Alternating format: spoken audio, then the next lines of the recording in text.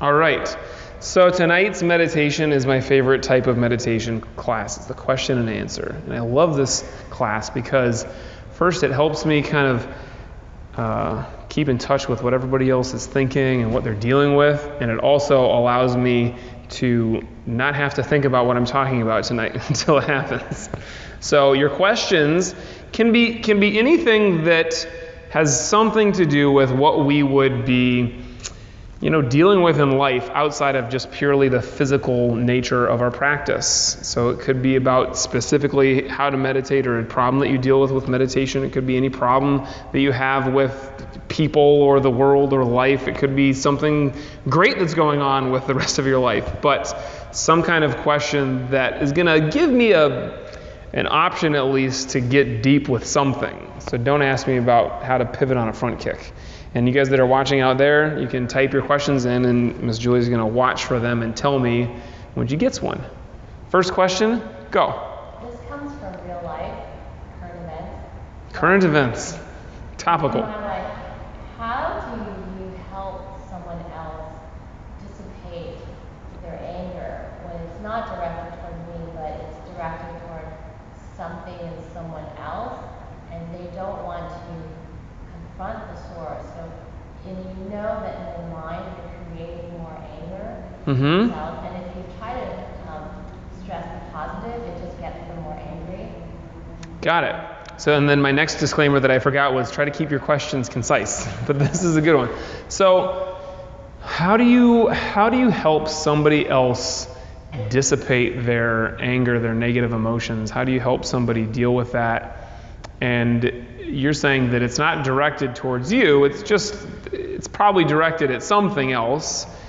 And some people just have a lot of negativity going out to everything in the world, but in this case you're saying it's directed towards something, and you want to help them to dissipate it. I've mitigated it several times in the past, but this is something that you feel like it's beyond repair. Yeah, okay. So I'm going to get after this question in a way that you probably are not expecting and possibly don't want, but this is the way that I'm going to go with it tonight. When we encounter a situation like this where somebody else has negativity going, very often, and I'm not saying that this is you in this specific case, although it very well could be, because this is the way that it happens for most of us. We on some level make it about us. And I don't mean that I think that this person is being negative towards me and is harboring ill will towards me. I mean that on some level I'm thinking well, how is this affecting me? It's I gotta, even if it's just, I really want to help this person. I really want to help this person, and I want to do a good job of that. Or if it's I gotta be around this person every day, and they're so negative, and this is, I want to help them, but really I'm entering into this quest from a perspective of, how is this impacting me? So there are a lot of great things that you could do in this situation, but I'm going to give you the most important one in chronological order. That is to make sure that you're not making it about yourself at all. Because when we go into a situation like this, a conversation where we have some kind of what's it called when you want something from somebody? You have an agenda. Yeah, you've heard me say this agenda before. So, it might not hit you like this is my agenda, but it might hit you like something else. But let's just pretend there's some kind of an agenda, even if the agenda is, I want you to calm down right now. Whatever we're taking into that conversation has a tendency to stand in the way of progress. Whether it's the connection between me and the person I'm talking to, or it's between that person and where there is to go. And it is very often because that person can smell it. They can smell your agenda a mile away. As soon as you start talking, they're like, I know that you're trying to make this about you in some way. This has got nothing to do with you. This is all about me and this other thing. So if you're really going to connect with somebody, especially when the negativity is flowing, you got to make sure that there's absolutely no agenda, or there's absolutely none of you there. So agenda is like a strong word, but you could think projection. You could think, because you might be projecting, what you think is going on onto that other person in some way. But really, it's just any way that there is, or any time that there is a little bit of me in the way. And we use the term ego all the time, and I don't even mean that in a strong sense either. Like, this is me trying to get things to go my way, and I think I'm great, or I think I'm terrible. It's like any time that I exist there at all, it is in the way of a real connection. It's in the way of my partner being able to, this person that I'm talking to, being able to go freely. And a big reason that is an issue is because as soon as we have some idea in our mind of where this should go, that attachment takes away all of the possibilities, all of the other ways that this conversation can go, and all of the other possibilities that there are for my partner, the person who I'm talking to deal with this. There are infinite ways to go. We have in our minds some idea of how we want this to go. And if it's not going that way, like you guys have all experienced this, this person's saying something great, but you're like, yeah, but come back this way and let's go this direction instead. Try really hard to come into that conversation and that situation from nothing. So when we meditate and we talk about getting into mushin, you can try to take that same kind of consciousness and freedom and fluidity with your mind into a conversation with somebody, so that there is no attachment. There's none of you there. It's just all possibility, wherever there is to go. And maybe this time it turns out like crap, and so you just try again the next time. But because you're not making it about you, it's all good. Because there's no agenda, it doesn't really matter to you. You won't get upset, and then when they recognize, like, hey, I can talk to you about this, and you're not getting upset about it, then they feel really good about continuing that conversation. Try that. Other question? Yes, sir. We talk all the time that martial arts builds self-confidence. We also talk all the time about destruction of the ego. Can you talk to the similarity between them, the differences, how we can build self-confidence while simultaneously working on destruction of the ego? Yes, I got this. So, yeah, the concept of confidence and the concept of ego, oftentimes, at least in the way that we, think about it commonly, they can seem very intertwined and almost to be the same thing. Somebody who has, a very confident exterior, you might think that this person has a big ego. Like, this person really thinks that they're amazing. And that might be true in the way that we see it from the outside, but you can only kid yourself so far for so long. You know that if you are, putting on a false front, it is ego. So if your ego is saying, like, I don't really feel good about this, I'm not comfortable with this, I don't know what I'm doing, but then it like kind of convinces you, all right, so I got to put on this strong front and make sure that people think that I'm great, or I even pretend to myself that I'm great. That's a very different thing. And I'm kind of getting far off in a different direction. The main thing that I want to get at with this is that real confidence comes from beyond the ego. So confidence comes from a place where you are standing. And I don't mean a physical place. I mean a place like where you're standing with yourself.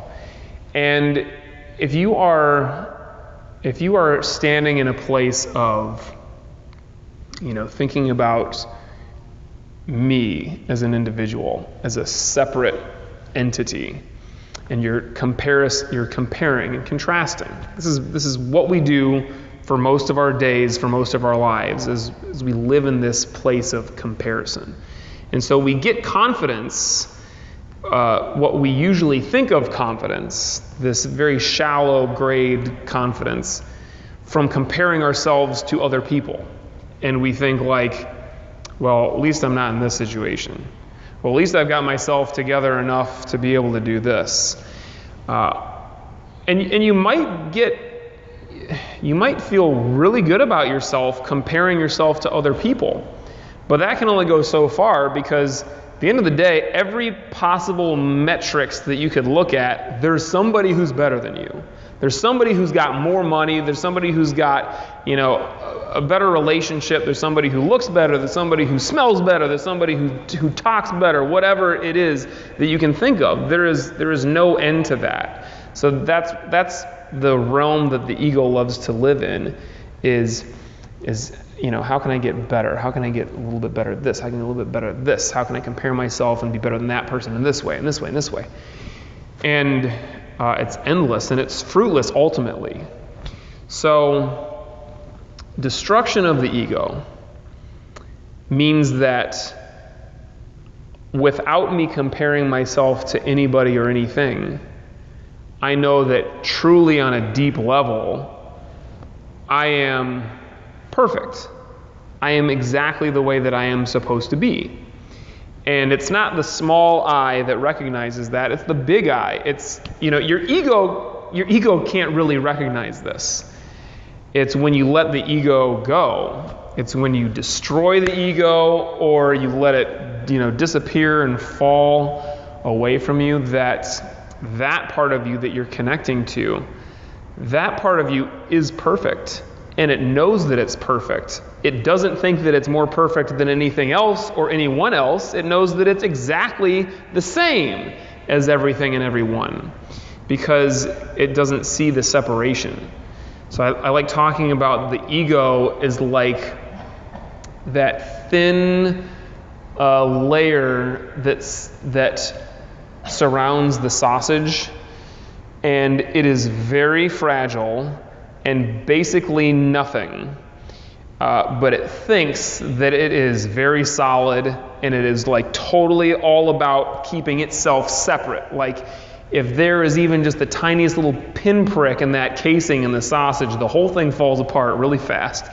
And this is what we are. This is not what we are. This is what we identify as, is that silly little thin casing around the sausage. But ultimately, when that casing disappears, it's all just meat.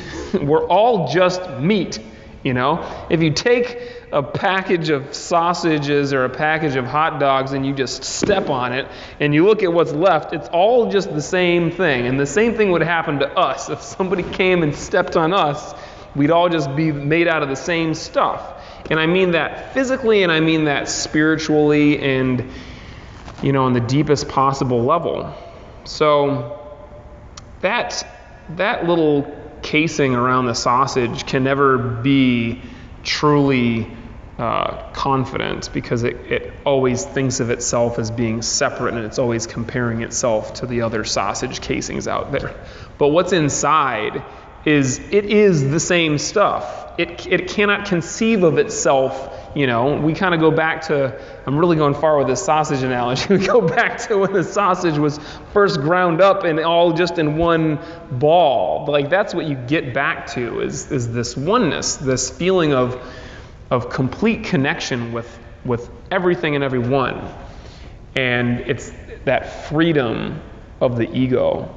It's that freedom from that very superficial casing that gives us ultimate confidence.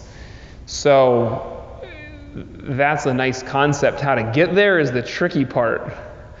I believe that when you die, it happens. I believe that you get to experience what life is like, or what, not life, but whatever is after that, that small self, because it disappears.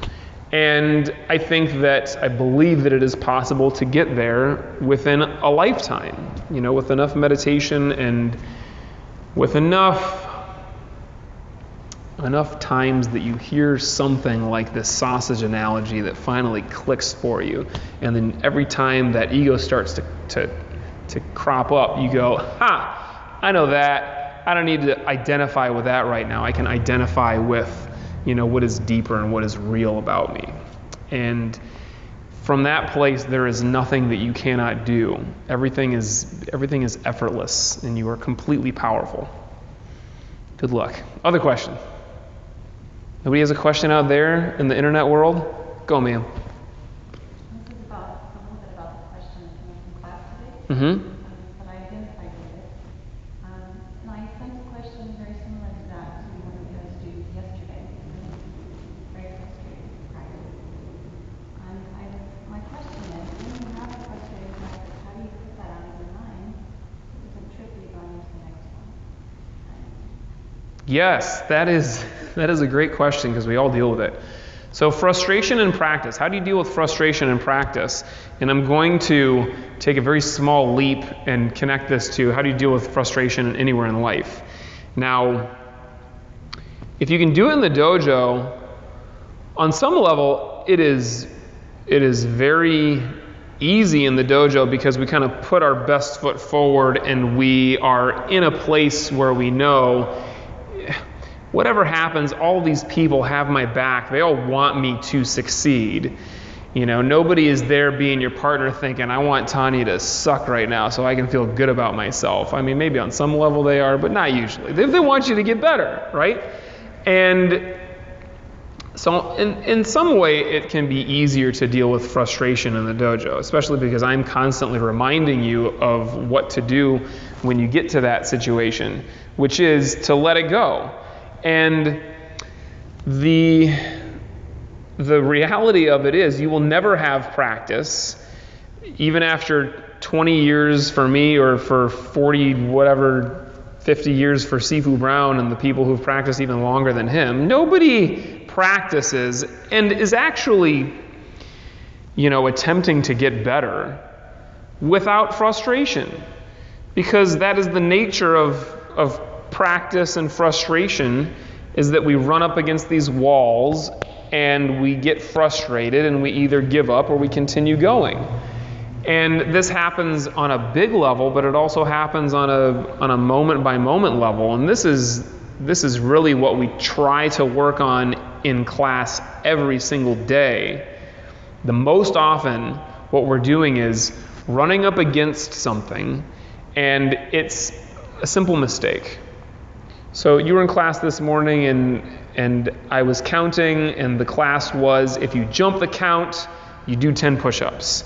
Or if you jump the count after everyone got tired of push-ups, you do 10 squats, you do 10 burpees.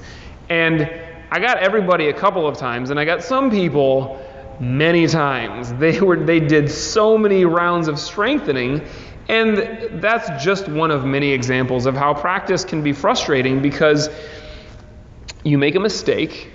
In this class, everyone knows you made a mistake because you're doing push-ups and everyone's like, I didn't jump the count this time. And then they jump the count the next time, and then they're doing push-ups. But it's very clear, it's very obvious, right? I messed up, and it might be something as simple as I punched this way instead of this way, or my thumb was here instead of here. And it could be something a lot more obvious, like I jumped the count and now I'm having to do push-ups, or I punched the wrong mitt, or I threw the wrong technique, or I'm standing here with the wrong foot in front. But those are all momentary lapse of focus, of judgment or whatever. And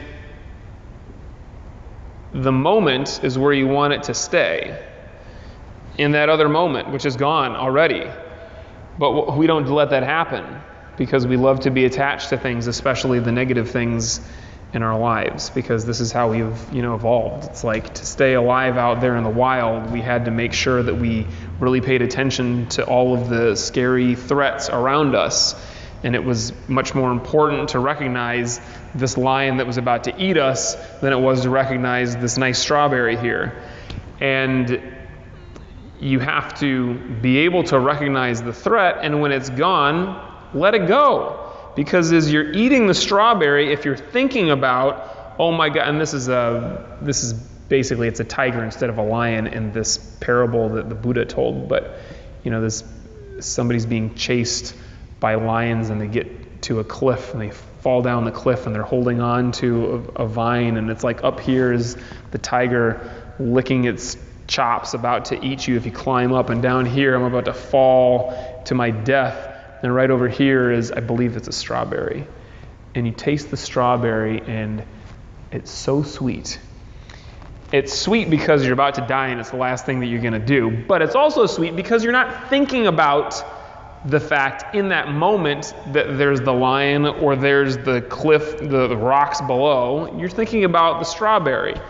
And if you get stuck on the negative, even if it's just a slight thing, a thing that happened in a moment, well, then your next moment is ruined. You want this moment to be clean and clear and ready for whatever there is to do with it, like the conversation earlier. You want to enter into this moment from nothing. And again, it's a great concept, and to be able to do it is difficult, but this is what we practice. You practice in class. I screwed up that one. Okay, instead of letting my mind stay attached to it, I focus on just waiting for the next count. I focus on the sensation of my body moving. I focus on the sensation of the breathing. And that brings me back into this moment. And I practice it 100 times or more in any class, letting that one go and being here. And maybe that one was, I just crushed it. I was so good, and everybody saw me, right? Everybody else skipped the count except for me. That's still the same thing. I'm still attached to that. So what we practice on a really basic level is just coming back into the next moment by focusing on what there is to focus on. In your practice on a larger scale, when you zoom out, you're not just going from moment to moment. You're going from day to day, from week to week, from month to month. And, from working on this technique through frustration of getting this better to making some progress, even if it's just a very small amount of progress. Okay, and then I can let that go and move on to the next thing. So it's non-attachment. It is recognizing the nature of our minds, how we love to focus on the negative, and letting that go. I'm a big fan of this idea of actually practicing focusing on the positive, and this is different from just having, positive thoughts and having this gee golly attitude about life. It's about reality, because reality is that more stuff that's happening to us is positive than negative. That's not the way that we perceive it, but it is truth. You did not get hit by a car on your way to class tonight. That's great. You were in traffic, and that's what you were thinking about, is all this traffic I'm having to sit in. But look, you're alive. You made it to class. And all of the positive things and all of the miracles that had to happen just for you to arrive at this moment in your life, it's incredible if we actually take the time to recognize the reality of it. So continue practicing in class, and then take that outside of class. When you recognize that you're focusing on something that is frustrating you, recognize that this is in some way a function of my attachment to the past, or anxiety about the future, thinking tomorrow I'm still going to be terrible at this, or I'm never going to get this. I never have gotten it, and I never will. Well, that could be true, but only if you make it so by continuing to be attached to that concept of yourself and that technique, or yourself in whatever situation it is that you're in. And I'm already out of time, so I hope nobody else had questions. If you do, ask me the next time that you're in class. So let's enter into our meditations with this idea of going back to nothing. Going back to just non-attachment, being in this moment. In this moment, there is no frustration. Maybe the last breath was bad. Or maybe you were just thinking about something that you weren't supposed to be thinking about because I'm meditating. So just let that go and enter into this new breath and this new moment from nothing. Sit comfortably.